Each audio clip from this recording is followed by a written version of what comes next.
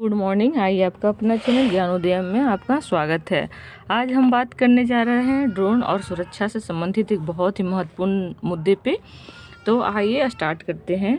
हाल ही में Adani defence and aerospace ने भारतीय नौसेना के लिए 10 स्टार लाइनर मानव रहित हवाई वाहन अर्थात UAV शुरू किया है। इससे संबंधित तथ्य कुछ इस प्रकार है। इस ड्रोन ने हैदराबाद से पोरबंदर तक अपनी यात्रा शुरू की, जो इसके नौसेना के समुद्री अभियानों में शामिल होने को चिन्हित करती है। यह पहला स्वदेशी रूप से निर्मित UAV है जो भारतीय नौसेना के बेड़े में शामिल हुआ। इसमें 60% से अधिक स्वदेशी सामग्री का इस्तेमाल हुआ है। यह नौसेना के समुद्री डोमेन जागरूकता अर्थात MDA को बढ़ावा देगा, साथ ही उनके समुद्री डकैती को रोकने संबंधी अभियानों और अन्य समुद्री मिशनों को प्रभावशीलता को बढ़ाएगा। ये था इससे संबंधित मुख्य बातें। अब हम बात करते हैं इस UAV की मुख्य विशेषता क्या क्या है। तो सबसे पहला है कि यह एडवांस इंटेलिजेंस निगरानी और टोही क्षमताओं अर्थात ISR से युक्त है। Medium altitude long endurance male UAV है। इसका अर्थ है मध्यम ऊंचाई पर अधिक देर तक रह सकता है। इसकी पेलोड क्षमता 450 किलोग्राम है। इसे STANG 4671 प्रमाणन प्राप्त हुआ है, जो नाटो समझौते के तहत स्थापित मानक है। यह कदम सुरक्षा उद्देश्यों के लिए ड्रोन प्रौद्योगिकी के महत्व को रेखांकित करता है। हम बात करते हैं कि राष्ट्रीय सुरक्षा में ड्रोन की क्या क्या भूमिका है। तो सबसे पहले निगरानी और आसूचना का एकत्रण, आक्रामक सैन्य अभियान, मानव युक्त विमानों को प्रतिस्थापित करना, सैन्य लॉजिस्टिक प्रदान करना, सैन्य बलों की प्रभावशीलता बढ़ाने में सहायक, कानून और व्यवस्था बनाए रखने के लिए उपयोगी। सुरक्षा एजेंसियों द्वारा ड्रोन का उपयोग दूरस्थ निगरानी, टोह और आसूचना एकत्रण में किया जा सकता है। ड्रोन का उपयोग अत्यंत दुर्गम व खतरनाक स्थानों पर दुश्मन या उसकी अवसंरचना पर हमला करने के लिए किया जा सकता है। यह सुरक्षा अभियानों के दौरान पायलटों के जीवन को जोखिम में डाले बिना सैन्य लक्ष्यों को प्राप्त करने में सहायता करता है। भारतीय थल सेना ने सीमा चौकियों जैसे कि लद्दाख, लेह और पूर्वोत्तर भारत में वास्तविक नियंत्रण रेखा पर लॉजिस्टिक प्रदान करने के लिए खच्चरों और हेलीकॉप्टर्स की जगह ड्रोन का इस्तेमाल करने की योजना बनाई है। कृत्रिम बुद्धिमत्ता सक्षम ड्रोन एक दूसरे के साथ संचार करने, स्वचालित लक्ष्य पहचान से युक्त होने और जमीन आधारित पारंपरिक सैन्य अभियानों के साथ समन्वय करने में सक्षम होते हैं। इसके सैन्य बलों की प्रभावशीलता में बढ़ोतरी होती है। पुलिस द्वारा ड्रोन का उपयोग भीड़ की निगरानी, अवैध गतिविधियों पर नजर रखने, खोज व बचाव अभियान आदि के लिए किया जा सकता है। अगर हम भारत में ड्रोन का विनियमन पर एक दृष्टि डालें तो राष्ट्रीय काउंटर रोग ड्रोन दिशा निर्देश वर्ष 2019 में नागर विमानन मंत्रालय ने यह दस्तावेज जारी किया था। इसका उद्देश्य ड्रोन से संबंधित खतरों का आकलन करने के लिए दिशा निर्देश तैयार करना था। ड्रोन नियम 2021 ये भारतीय हवाई क्षेत्र को 3 जोन अर्थात ग्रीन, येलो और रेड में विभाजित करते हैं। ये ड्रोन उड़ाने की स्वीकार्यता पर आधारित है। रेड जोन में ड्रोन नहीं जा सकता है। यहाँ केंद्र सरकार द्वारा दी गई अनुमति के अलावा किसी भी ड्रोन का संचालन नहीं किया जा सकता है। हम बात करते हैं ड्रोन प्रौद्योगिकी से जुड़ी कुछ चिंताओं की। तो ये राष्ट्रीय सुरक्षा के लिए खतरा है। कैसे कि ड्रोन का अपराधियों या गलत हाथों में पड़ना राष्ट्रीय सुरक्षा के लिए जोखिम उत्पन्न कर सकता है। उदाहरण के लिए पाकिस्तान से लगती अंतर्राष्ट्रीय सीमा पर इम्प्रोवाइज्ड एक्सप्लोसिव हथियार और नशीले पदार्थ गिराने के लिए पाकिस्तान की ओर से ड्रोन की सीमा पार घुसपैठ कराई गई थी। ऐसे ड्रोन सिविलियन एरोस्पेस और परमाणु प्रतिष्ठानों जैसे महत्वपूर्ण अवसंरचना के लिए भी खतरा पैदा करते हैं। दूसरी बात है कि ड्रोन इकोसिस्टम में दक्षता की कमी। भारत में कुशल ड्रोन संचालकों, ड्रोन इंजीनियरों, सेवा इंजीनियरों, गुणवत्ता निरीक्षकों आदि की कमी पाई जाती है।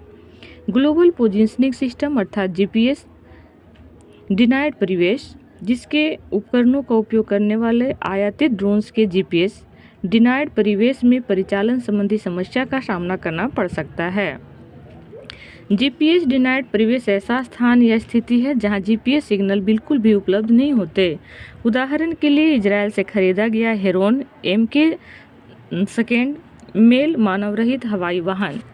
ड्रोन बैटरियों की कमी, कम वजन संबंधी आवश्यकताओं के कारण अब ड्रोन विनिर्माण में पारंपरिक निकल, कैडमियम और सिल्वर जिंक बैटरियों की उपयोग नहीं किया जा रहा है। इसकी बजाय उन्नत लिथियम आयन बैटरी प्रौद्योगिकियों का उपयोग किया जा रहा है। ऐसा इसलिए क्योंकि पारंपरिक बैटरियों से ड्रोन का वजन बढ़ जाता है। DRDO और इसरो लिथियम आयन सेल विकास पर काम कर रहे हैं, लेकिन यह अभी भी प्रारंभिक चरण में ही बना हुआ है। नीति शास्त्र और नैतिक चिंताएं भी बनी हुई है। अमेरिकी सेनाओं द्वारा लंबी दूरी के ड्रोन हमलों के उपयोग के बाद से नागरिक समुदायों पर उनके असंगत प्रभाव की आलोचना की गई है। ये थी इससे जुड़ी हुई चिंताएं। अब हम बात करते हैं भारत सरकार के द्वारा इस क्षेत्र में की गई कुछ महत्वपूर्ण पहल की।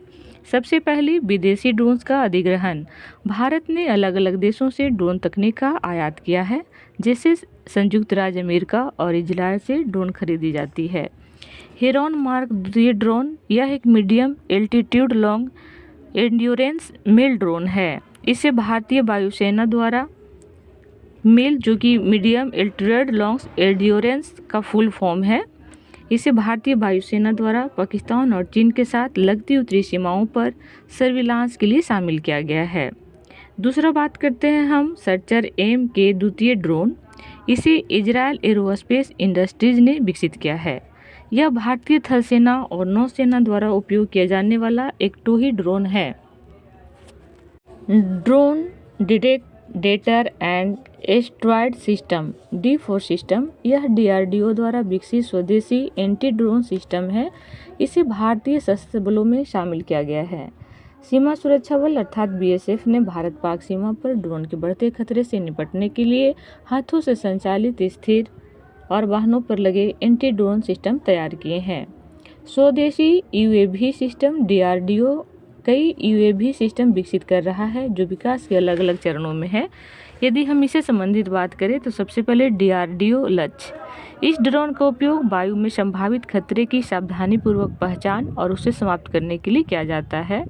इसे एक सॉलिड प्रोपेलेंट रॉकेट मोटर द्वारा लॉन्च किया गया है। यह एक टर्बोजेट इंजन द्वारा उड़ान की गति को बनाए रखती है। दूसरी बात हम करें तो DRDO निशान, यह एक मल्टी मिशन UAV है। यह दिन व रात दोनों समय कार्य करने में सक्षम है। इसे मोबाइल हाइड्रोन्यूमेटिक लॉन्चर का उपयोग करके बनाया गया है। यह युद्ध क्षेत्र की निगरानी और टोह लेने, लक्ष्य ट्रैकिंग व उसके स्थान की पहचान करने तथा आर्टिलरी फायर में सुधार के लिए उपयोग किया जाता है। इसे हाल ही में भारतीय थल सेना में शामिल किया गया। अगर आगे हम बात करें तो रुस्तम 1, यह एक कंपोजिट 800 किलोग्राम श्रेणी का short range remotely piloted aircraft system है। यह सर्विलांस, इंटेलिजेंस, टोह लेने, लक्ष्य प्राप्ति, ट्रैकिंग और इमेज के उपयोग द्वारा सूचना प्राप्त करने की क्षमताओं से युक्त है। आगे बात करें तो तपस या रुस्तम 2, यह मीडियम एल्टीट्यूड लॉन्ग एंड्योरेंस अर्थात मेल UAV है। यह खुफिया निगरानी, लक्ष्य की खोज, ट्रैकिंग और टो सेवाएं प्रदान कर सकता है। सबसे लास्ट में भी हम बात करें तो इसका नाम है आर्चर। इसे short range unmanned aerial vehicle weaponised के नाम से जाना जाता है, जिसे इंग्लिश में अगर हम बात करें तो कैपिटल SR EAV और W के नाम से जाना जाता है। यह खोज, निगरानी और कम तीव्रता वाले संघर्ष से निपटने के लिए विकसित किया जा रहा है। तो हमने तमाम मुद्दों को बताते हुए हम बाद में बात करते हैं कि भविष्य में इसमें क्या क्या सुधार होने की संभावना है। तो सबसे पहले है कि अनुसंधान और विकास, निजी क्षेत्र की भागीदारी बढ़ाना, ड्रोन तैनाती पर त्रिसेवा संयुक्त सैद्धांतिक फ्रेमवर्क, स्वदेशी ड्रोन UAV और काउंटर ड्रोन UAV प्रौद्योगिकी के तेजी से विकास व तैनाती की सुविधा के लिए अनुसंधान एवं विकास पर ध्यान दिया जाना चाहिए। निजी क्षेत्र की भागीदारी को बढ़ावा, ड्रोन में उपयोग किए जाने वाले प्रमुख घटकों के स्वदेशी विनिर्माण के लिए घरेलू स्तर पर निर्माण के लिए निजी क्षेत्र की क्षमता को उन्नत करना चाहिए। ड्रोन तैनाती पर त्रिसेवा संयुक्त सैद्धांतिक फ्रेमवर्क अर्थात यह ड्रोन संचालन में समन्वय को बढ़ावा देगा, साथ ही ड्रोन के सैन्य उपयोग संबंधी जवाबदेही ढांचे को निर्धारित करके नैतिक मुद्दों का समाधान करेगा। तो आज हमने बहुत ही साथ आज का हमारा ये वीडियो सेशन समाप्त होता है। जय हिंद, जय भारत।